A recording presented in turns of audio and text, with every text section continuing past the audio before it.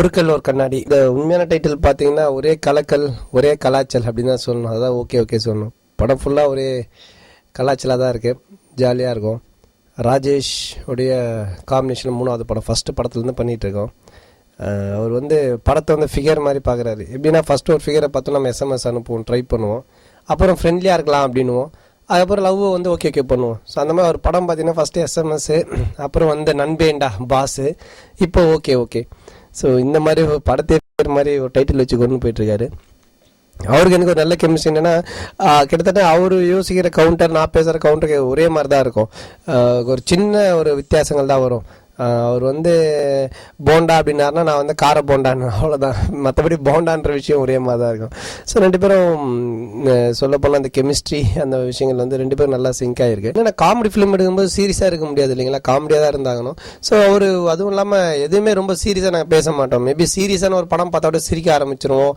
நானும் ராஜேஷ்லாம் இருக்கும்போது என்ன பிரச்சனைனா, நார்மலாக என்ன ஒரு கேரக்டர் கொஞ்சம் ஒரு மாதிரியாக ஏதாச்சும் பேசிட்டு ரொம்ப எமோஷனலாக இருந்தாலும் டக்குனு எங்களுக்கு சிரிப்பு வந்துடும். அதனால் என்கிட்ட யாராவது சீரியஸாக பேசினா நான் பயந்துகிட்டே இருப்பேன், தயவு செஞ்சு மூஞ்ச பார்த்துறாதீங்க அப்படின்ட்டு.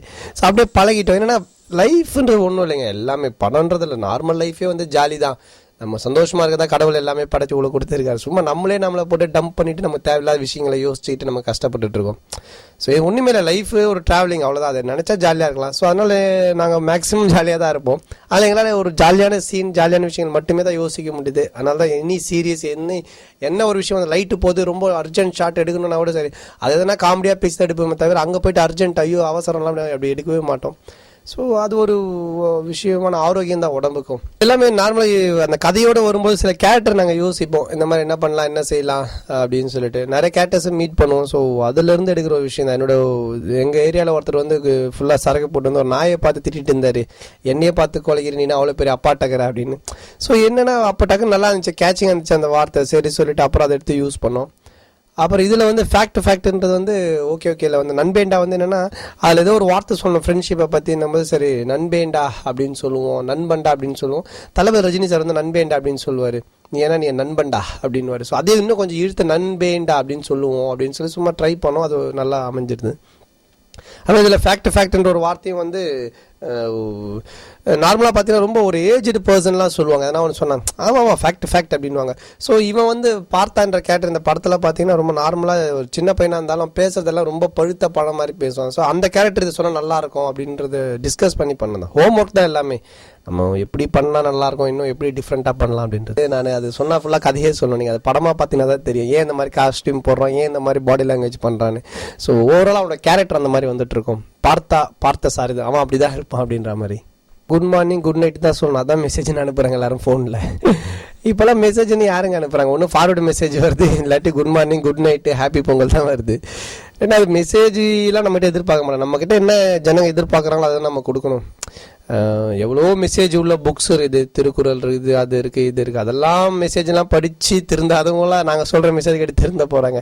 ஸோ இன்னும் நம்மகிட்ட எதிர்பார்க்குறாங்களோ அதை நம்ம கொடுத்துட்டு போகிறது பெட்டர். பார்ப்போம், கண்டிப்பாக அது எப்படின்னு தெரியல. அவரு கேட்க மாட்டார் அவர், ஏன்னா வந்து அந்த மாதிரி ஒரு ஐடியா நாங்கள் பண்ணல. மேபி ஃப்யூச்சர் அது மாதிரி நடந்துச்சுன்னா கண்டிப்பாக பண்ணுவோம். 2 படங்களில் நீங்கள் என்ன காமெடி என்ன எதிர்பார்த்தீங்களோ அதை விட இன்னும் அதிகமான ஒரு விஷயங்கள், ஒரு புதுமையான ஒரு விஷயங்களை இந்த படத்தில் கொடுத்துருக்கோம். டெஃபினட்டாக எல்லோரும் பார்த்து என்ஜாய் பண்ணுற மாதிரி இருக்கும். அப்புறம் ஹீரோ உதயநிதி, ஸோ எந்த ஒரு ஆர்ப்பாட்டமும் எந்த ஒரு பந்தாவும் இல்லாமல் ஒரு உண்மையான ஒரு நண்பராக ஒரு நார்மல் பர்சனாக எப்படி பழகணும் அது மாதிரி பழகிறதுனால ரொம்ப ஈஸியாக எங்களால் அடாப்ட் ஆகி அவரோட சேர்ந்து நிறைய விஷயங்கள் பண்ண முடிஞ்சுது. அதனால் பார்த்திங்கன்னா நாங்கள் ஃப்ரெண்ட்லியாக ரொம்ப க்ளோஸ் ஆனதுனால படங்களில் என்ன கேரக்டர் பண்ணியிருக்கோம் அதே மாதிரி நார்மலாகவும் அதே மாதிரி க்ளோஸ் ஆகிட்டோம். ஸோ அதனால் எங்களுக்கு ரொம்ப ஈஸியாக இருந்துச்சு. என்ன நாங்கள் வெளியே பேசுவோம், அதே தான் படத்துலையும் கேஷுவலாக பேசுவோம். ஸோ எங்களுக்குள்ள அந்த ஒரு நடிப்பு அந்த ஒரு விஷயம் அப்படி இல்லாமல் ஆஸ் எ ஹீரோ காமெடியன், அவர் பெரிய ஆள், அவர் ஒரு பெரிய ஃபேமிலிலேருந்து வந்த ஒரு பையன், நம்ம ஒரு காமெடியன் அப்படின்ற ஒரு விஷயம், அந்த வேரியேஷன் இல்லாமல் ரொம்ப ஃப்ரெண்ட்லியாக 2 பேர் இருந்தால் எப்படி இருப்பாங்களோ அந்த மாதிரி பண்ணதுனால ரொம்ப நல்லா ஒர்க் அவுட் ஆகிருக்கு. டெஃபினட்டாக நீங்கள் இந்த ஓகே ஒரே கலக்கல் ஒரே கலாச்சலை பார்த்து என்ஜாய் பண்ணுவீங்கன்னு நினைக்கிறேன். மிஸ் பண்ணாமல் பாருங்கள்.